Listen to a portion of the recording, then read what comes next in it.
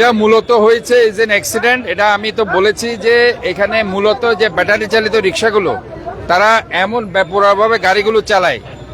একটা ছোট বাচ্চা, তার বৃষ্টি তখন খুব স্রোত, বৃষ্টির পানি ছিল এবং এই যে খাল এবং রাস্তা তখন পানিতে পুরো ভরে গেছিল।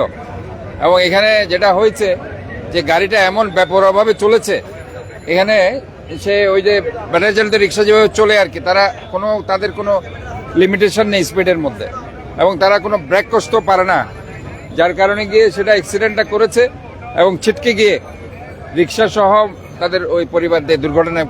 যাই হোক, ছোট বাচ্চাটাকে আমরা খুঁজে বের করার চেষ্টা করছি।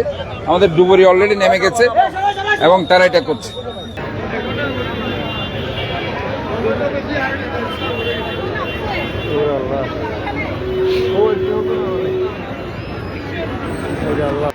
একটি হৃদয় বিদারক ঘটনা আসলে। প্রায় 1 ঘন্টা যাবৎ শিশুটি এখানে ডুবে গেছে। চকবাজারের এখানে হাজারো মানুষ আসলে নালাটি ঘিরে দাঁড়িয়ে আছে। এই যে অটোরিকশাটি, সেই অটোরিকশাটি যখন এই দিক দিয়ে আসছিল তখনই আসলে মায়ের কোলে যে শিশুটি ছিল সেই শিশু সহ এই জায়গাটিতে পড়ে যায়।